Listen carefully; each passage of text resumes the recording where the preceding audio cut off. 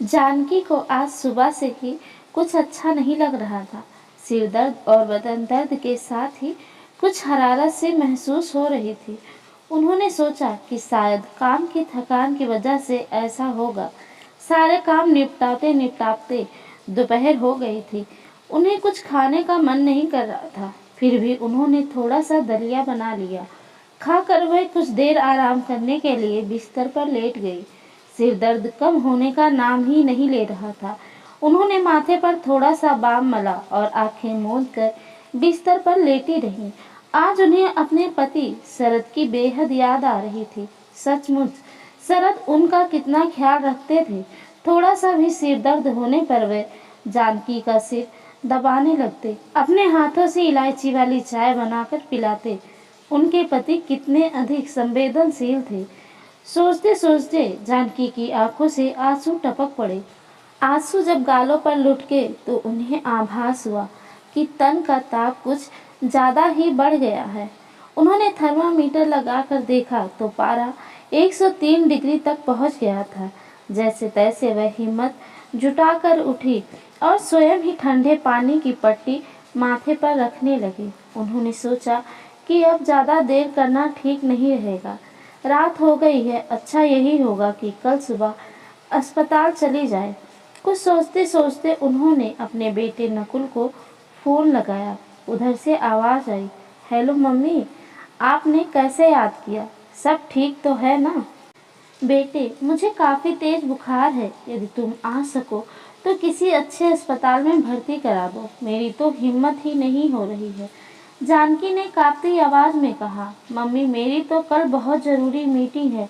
कुछ बड़े अफसर आने वाले हैं।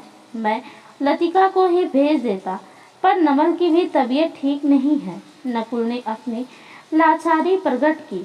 अब नीला को फोन करके क्यों नहीं बुला लेती? उसके यहाँ तो उसकी सास भी है। वह एक दो दिन घर संभाल लेंगी।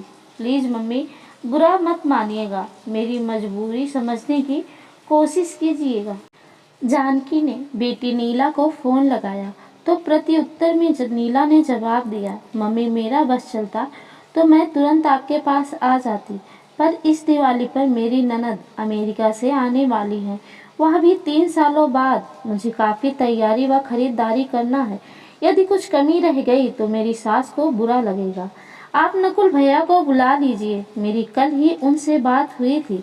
कल शनिवार है, वह वीकेंड में पिकनिक मनाने जा रहे हैं। पिकनिक का प्रोग्राम तो फिर कभी भी बन सकता है। जानकी बेटी की बात सुन कर अवाक रह गई। कितनी मायाचारी की थी उनके पुत्र ने अपनी जन्मदात्री से, पर उन्होंने जाहिर में कुछ भी नहीं कहा। उन्होंने अब कल सुबह होते ही एम्बुलेंस बुलाकर अकेले ही अस्पताल जाने का निर्णय लिया। उनकी महरी रधिया सुबह जल्दी ही आ जाती थी। उसकी मदद से जानकी ने कुछ आवश्यक वस्तुएं रखकर बैग तैयार किया और अस्पताल चली गई। वह बुखार से कांप रही थी। उन्हें कुछ ज़रूरी फॉर्म भरवाने के बाद तुरंत भर्ती कर लिया गया। बुखार 104 डिग्री तक पहुंच गया था। डॉक्टर ने बुखार कम करने के लिए इंजेक्शन लगाया व कुछ गोलियां भी खाने को दी, पर बुखार उतरने का नाम ही नहीं ले रहा था। उनके खून की जांच करने के लिए नमूना लिया गया। रिपोर्ट में डेंगू बुखार आया। उनकी प्लेटलेट काउंट कम हो रही थी। अब डेंगू का इलाज शुरू किया गया। डॉक्टर ने जानकी से कहा, आप अकेली हैं, अच्छा यही होगा कि जब तक आप बिल्कुल ठीक नहीं हो जाती अस्पताल में ही रहिए। 2 दिन बाद एक बुजुर्ग सज्जन ने नर्स के साथ उस कमरे में प्रवेश किया। उनके हाथ में फूलों का बुके व कुछ फल थे। जानकी ने उन्हें पहचानने की कोशिश की। दिमाग पर जोर डालने पर उन्हें याद आया कि उक्त सज्जन को उन्होंने सवेरे घूमते समय पार्क में देखा था। वह अक्सर रोज ही मिल जाया करते थे, पर उन दोनों में कभी कोई बात नहीं हुई थी। तभी उन सज्जन ने अपना परिचय देते हुए कहा, मैं हूँ नवीन गुप्ता, आपकी कॉलोनी में ही रहता हूँ। रधिया मेरे यहाँ भी काम करती है। उसी से आपकी तबीयत के बारे में पता चला और यह भी कि आप बिल्कुल अकेली हैं, इसलिए आपको देखने चला आया। जानकी ने फलों की तरफ देखकर कमजोर आवाज में कहा, इनकी क्या जरूरत थी? अरे भाई, आपको तो ही इसकी ज़रूरत है, तभी तो आप जल्दी से स्वस्थ होकर घर लौट पाएंगी। कहने के ही साथ नवीन जी मुस्कुराते हुए फल काटने लगे। जानकी को बहुत संकोच हो रहा था, पर वह चुप रही। अब तो रोज ही नवीन जी उन्हें देखने अस्पताल आ जाते, साथ में फल लाना ना भूलते। उनका खुश मिजाज स्वभाव जानकी को अंदर ही अंदर छू रहा था। करीब 8 दिनों बाद उन्हें अस्पताल से छुट्टी मिली। शाम तक वह घर वापस आ गई। वह अभी रात के खाने के बारे में सोच ही रही थी कि तभी नवीन जी डब्बा लेकर आ गए। जानकी सकुचाते हुए बोली, आपने नाहक तकलीफ की, मैं थोड़ी खिचड़ी खुद ही बना लेती। नवीन जी ने खाने का डब्बा खोलते हुए जवाब दिया, अरे जानकी जी, वही तो मैं लाया हूँ, लौकी की खिचड़ी। आप खाकर बताइएगा कि कैसी बनी है। वैसे एक राज की बात बताऊं, खिचड़ी बनाना मेरी पत्नी ने मुझे सिखाया था। वह रसोई के काम में बड़ी पारंगत थी। वह खिचड़ी जैसी साधारण चीज को भी एक नायाब व्यंजन में बदल देती थी। कहने के साथ ही वह कुछ उदास से हो गए। इस दुनिया से जा चुकी पत्नी की याद उन्हें ताजा हो आई। जीवन साथी के बिछोह का दुख वह जानती थी। उन्होंने नवीन जी के दर्द को महसूस किया। वह तुरंत प्रसंग बदलते हुए पूछा, नवीन जी, आपके कितने बच्चे हैं और कहाँ पर हैं? मेरे 2 बेटे हैं, वह दोनों अमेरिका में ही सेटल है। उन्होंने संक्षिप्त सा उत्तर दिया, फिर उठते हुए बोले, अब आप आराम कीजिए, मैं चलता हूँ। जानकी जी को लगा कि उन्होंने नवीन जी की कोई दुखती रग को छू लिया है। वे अपने बेटों के बारे में ज़्यादा कुछ नहीं बताना चाहते। अब तो अक्सर नवीन जी जानकी के यहाँ आने जाने लगे। वे लोग कभी देश के वर्तमान हालात पर, कभी समाज की समस्याओं पर और कभी टीवी सीरियलों के बारे में चर्चा करते और अपने अपने परिवार के बारे में दोनों ने कभी कोई बात नहीं की। एक दिन नवीन जी और जानकी एक पारिवारिक धारावाहिक के विषय में बात कर रहे थे, जिसमें एक स्त्री की पत्नी व माँ के उज्जवल चरित्र को प्रस्तुत किया गया था। नवीन जी अचानक भावुक हो उठे। वह अर्ध स्वर में बोले, मेरी पत्नी केसर भी एक आदर्श पत्नी और माँ थी। अपने पति व बच्चों का सुख ही उसके जीवन की सर्वोच्च प्राथमिकता थी।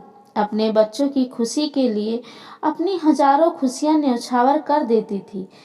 उसके प्रेम को व्यवहार की तुला का बिल्कुल भी ज्ञान नहीं था। दोनों बेटे पढ़ाई में बहुत ही मेधावी थे। दोनों ने ही कंप्यूटर में बीए किया और एक सॉफ्टवेयर कंपनी में जॉब करने लगे। केसर के मन में बहू लाने के बड़े अरमान थे। वह अपने बेटों के लिए अपनी ही जैसी गुणों से युक्त बहू लाना चाहती थी, पर बड़े बेटे ने अपने ही साथ काम करने वाली एक ऐसी विजातीय लड़की से प्रेम विवाह कर लिया जो मेरी पत्नी के मापदंडों के अनुरूप नहीं थी। उसे बहुत दुख हुआ, रोई भी। फिर धीरे धीरे समय के मलहम ने उसके घाव भरने शुरू कर दिए। कुछ समय बाद छोटा बेटा भी कंपनी की तरफ से अमेरिका चला गया। जाते वक्त उसने अपनी माँ से कहा कि वह उसके लिए अपनी मनपसंद लड़की खोज कर रखे। 1 साल बाद जब वह भारत लौटेगा तो शादी करेगा। पर वह अमेरिका के माहौल में इतना रचा बसा कि वह ही अस्थायी रूप से रहने का निर्णय ले लिया और वहाँ की नागरिकता प्राप्त करने के लिए एक अमेरिकी लड़की से विवाह कर लिया। केसर के सारे अरमान धूल धूसरित हो गए। वह बिल्कुल खामोश रही और एकदम जड़वत हो गई। बस अकेले ही अंदर वेदना के आसाओं को पीती रही। नतीजा यह हुआ कि वह बीमार पड़ गई और फिर एक दिन मुझे अपनी यादों के सहारे छोड़कर इस संसार से विदा हो गई। यह कहते कहते नवीन जी की आवाज़ भर्रा गई। जानकी की आंखों की कोर भी गीली होने लगी।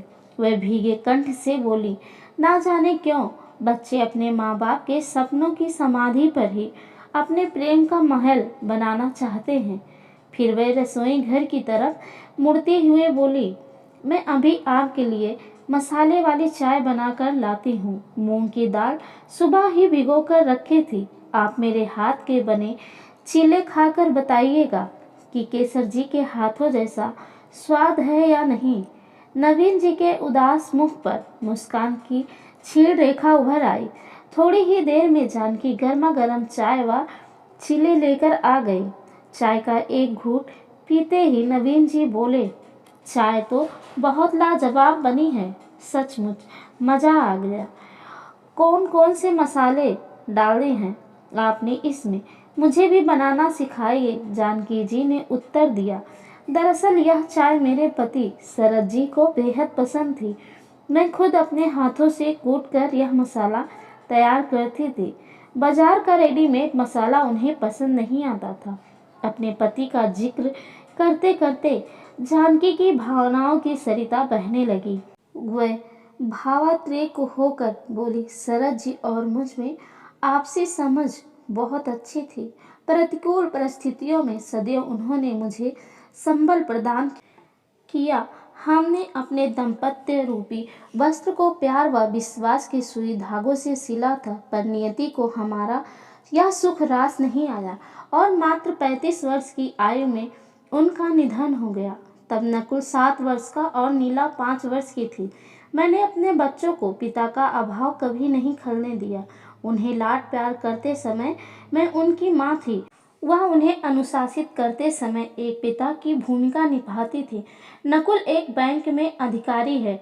उसकी पत्नी लतिका एक कॉलेज में लेक्चरर है। नीला के पति विवेक जी इंजीनियर हैं। वे लोग भी इसी शहर में ही हैं। उनकी एक बेटी भी है।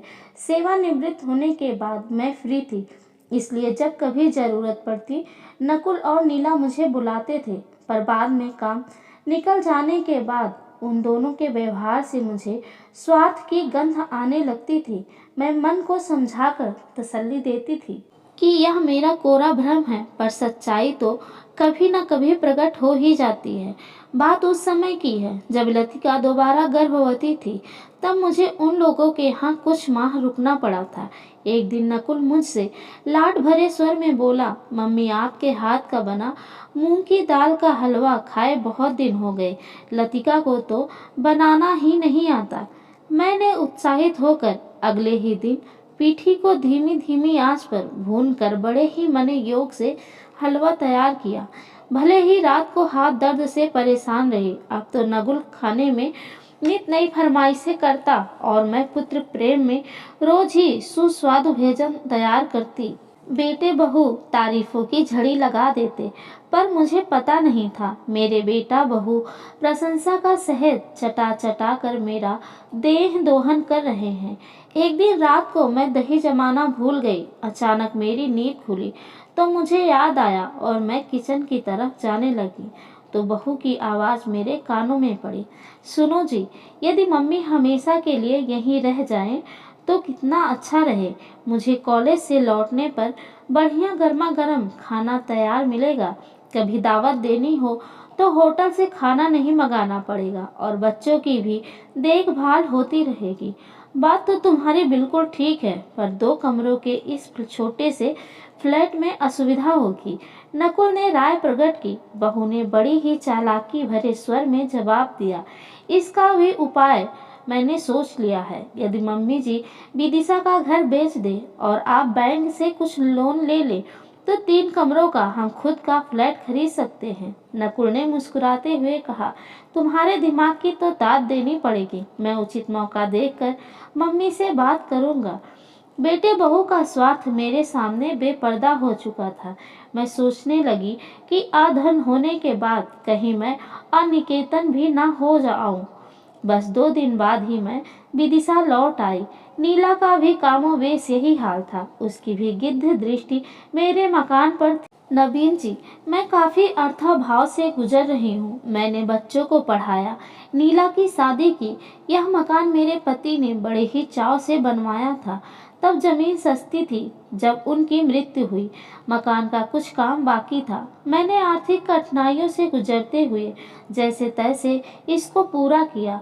अभी बीमार हुई तो काफी खर्च हो गया। मैं सोचती हूँ कुछ ट्यूशन्स ही कर लूँ। मैं एक स्कूल में हायर सेकेंडरी क्लास की केमिस्ट्री की शिक्षिका थी। नवीन जी ने जानकी की बात का समर्थन करते हुए कहा, आप शुरू से ही शिक्षण व्यवसाय से जुड़े हैं, इसलिए इससे बेहतर विकल्प और कुछ नहीं हो सकता। फिर कुछ सोचते हुए बोले, क्यों ना हम एक कोचिंग सेंटर खोलें। मैं एक कॉलेज में गणित का प्रोफेसर था। मेरे एक मित्र हैं किशोर शर्मा, वह उसी कॉलेज में फिजिक्स के प्रोफेसर थे। वह मेरे पड़ोसी भी हैं, उनकी भी रुचि इसमें है। हम लोगों के समय का सदुपयोग हो जाएगा और आपको सहयोग।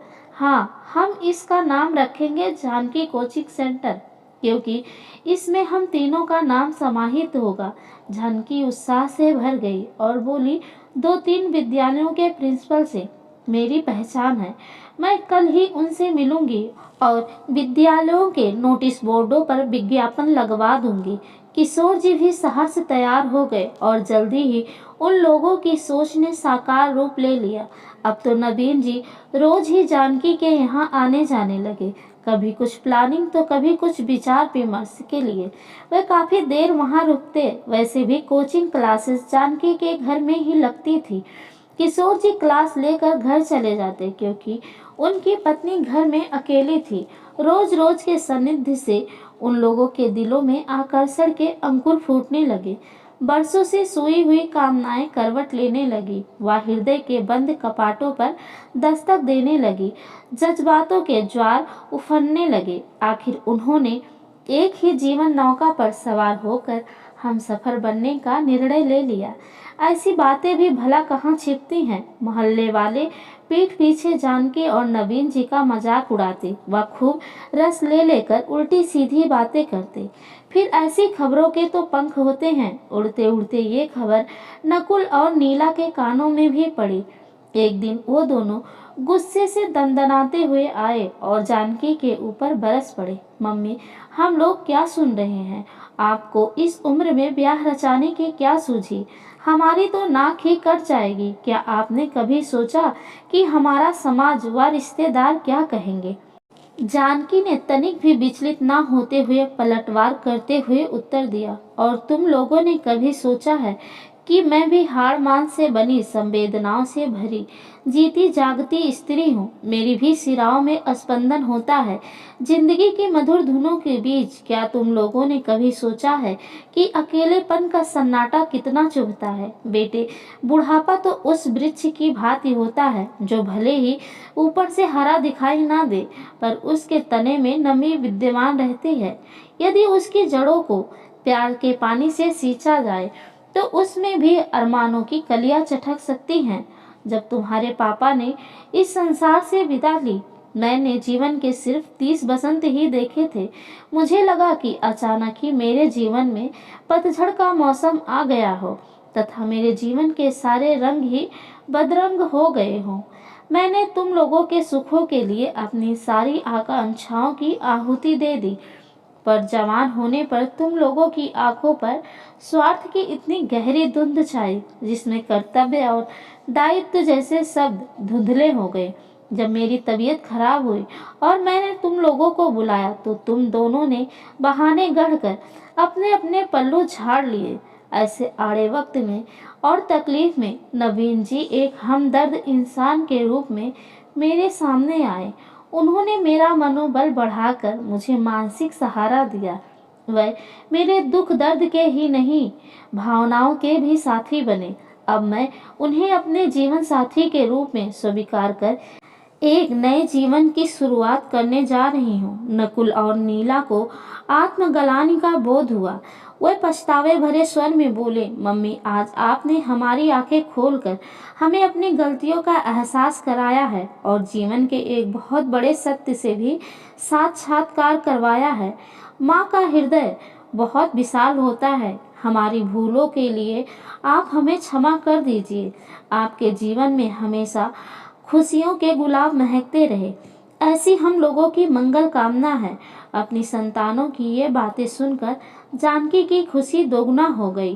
कहानी अच्छी लगी हो तो प्लीज़ लाइक शेयर सब्सक्राइब करना ना भूलें। धन्यवाद।